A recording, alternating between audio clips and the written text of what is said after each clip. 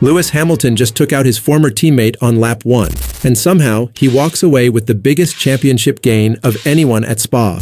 Was it a racing mistake, or the most convenient crash of Lewis Hamilton's entire Ferrari career? The collision nobody can stop replaying. Lap 1. Turn 5 at Spa-Francorchamps. George Russell Hamilton's former Mercedes teammate goes around the outside. For a moment, it looks routine. Then Hamilton's Ferrari understeers. The front tires lose grip, so the car turns less than the driver wants into the corner. Contact. Russell is sent into the gravel. His race ends before lap 2 even begins. Hamilton picks up a penalty. 5 seconds reduced from the standard 10 because stewards found mitigating circumstances. On the surface, that's simple. A driver makes a mistake, pays a small price, race moves on. But rewind the tape and look at what actually happened to Hamilton's championship position in the hours after that contact. The story stops looking simple very fast. What Hamilton actually walked away with. Here's the uncomfortable truth for anyone defending Hamilton right now. Russell needed points from Belgium. He got 0. Hamilton finished 4th. Not spectacular, but enough. And that single result did something huge to the championship table. Russell dropped to 3rd overall, 50 points behind leader Kimi Antonelli. Hamilton, meanwhile, moved above him into 2nd place. A 45-point gap to the top instead of what would have been a far bigger gap if Russell had scored anywhere near his usual pace. Let that sink in. Hamilton's own championship position improved specifically because the driver he hit failed to score. If you want the full breakdown of exactly how close Ferrari now is to catching Mercedes, subscribe. I'm covering the complete points math tomorrow. This isn't just a Hamilton story either. It reaches all the way into the Constructors' Championship, the separate title fight between entire teams, not individual drivers. Every point Russell fails to bring home is a point Mercedes doesn't add to their constructors' total. And on a weekend where Antonelli won for Mercedes, Russell's DNF meant his car contributed absolutely nothing to that tally. Only one Mercedes driver scored. The other went home with nothing. Has Hamilton been here before? Now here's where this story gets more interesting than a single lap 1 crash. Hamilton has spent 2 decades racing at the absolute edge of what stewards will tolerate.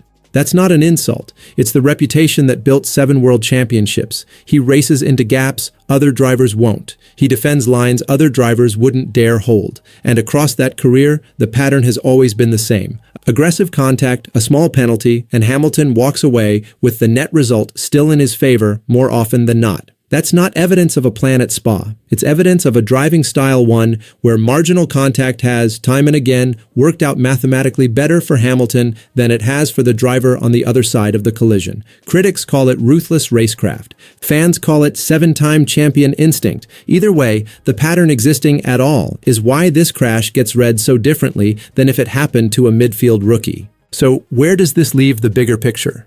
Mercedes still leads the Constructors' Championship, the title Ferrari is desperate to win for the first time since 2021 by 73 points. That's the gap. That's the mountain. But here is what nobody is saying yet. Every point Russell fails to score is a point Ferrari doesn't have to physically overtake on the timing sheets.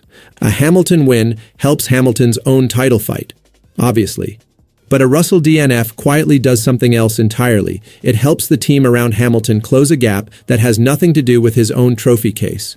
2 championships, 1 collision. Only one driver benefits from both of them. That's not proof this was staged. Let's be clear about that.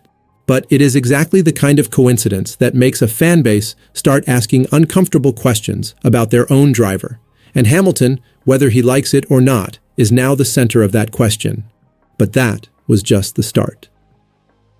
What the stewards actually ruled and why it matters for Hamilton. Here's the payoff, and it's specifically about Hamilton's culpability, not the championship math. The stewards investigated this exact moment in detail. Their conclusion focused entirely on car 44 Hamilton's Ferrari. Their finding, approaching turn 5, Russell had established sufficient overlap to be entitled to racing room. Hamilton remained on the inside. During the corner, Hamilton's Ferrari suffered understeer and, despite attempting to correct with steering input, made contact with Russell's car. Critically, the stewards also ruled that Hamilton remained within the available racing room throughout the incident. That's stewards' language for, this wasn't reckless, this wasn't deliberate. This was a car losing grip at the worst possible moment. Compare that finding to Hamilton's history, and it fits the pattern almost perfectly. Not one of intent. One of a driver who consistently ends up on the right side of 50-50 moments, even when the Stewards report reads like a coin flip. 3 ways Hamilton fans and critics are reading this right now. Scenario 1, a genuine mistake from Hamilton, with an outcome that just happened to work in his favor. Nothing more sinister than bad luck for Russell and good luck for Hamilton on the same lap. Scenario 2, hard, borderline aggressive defending from Hamilton that he'd absolutely do again given the same corner, the same lap, the same rival. Not villainous, just Hamilton racing like Hamilton always has. Scenario 3, the theory blowing up in your comment sections, that Hamilton, deliberately or not, benefited from a collision that conveniently damaged the one rival directly ahead of him in the standings. The Stewards' own report only supports Scenario 1 and Scenario 2. There is zero written evidence anywhere in that ruling for Scenario 3. But rulings don't stop fans from doing their own math. And right now, Hamilton's name is trending for exactly that reason, not because anyone can prove intent, but because the numbers line up too cleanly to ignore. Convenient doesn't mean planned, but it still follows Hamilton. Here's the one-sentence takeaway. Hamilton didn't need to plan this collision. The championship math planned the outcome for him. And that's the story that's going to follow him into the summer break, whether it's fair to him or not. Because here's the thing about Hamilton at Ferrari right now.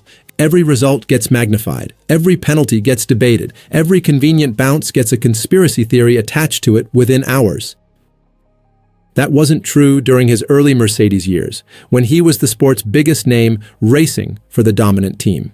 It's true now at Ferrari, chasing an 8th title with a car that still can't match Mercedes on a straight line. Every point matters more, every incident gets scrutinized harder, and every coincidence gets treated as a headline. Maybe that's the real story. Not that Hamilton planned anything, but that Hamilton is now scrutinized so intensely, so constantly, that even bad luck for a rival gets treated as evidence against him. Do you think Russell's DNF was pure bad luck? Or something Ferrari and Hamilton will quietly be grateful for all season? Drop your take below, because this comment section is about to get loud. If this gave you a new angle on Hamilton's title fight, you'll want to be here tomorrow. I'm breaking down exactly how Ferrari and Hamilton close that 73-point constructors gap before the summer break hits.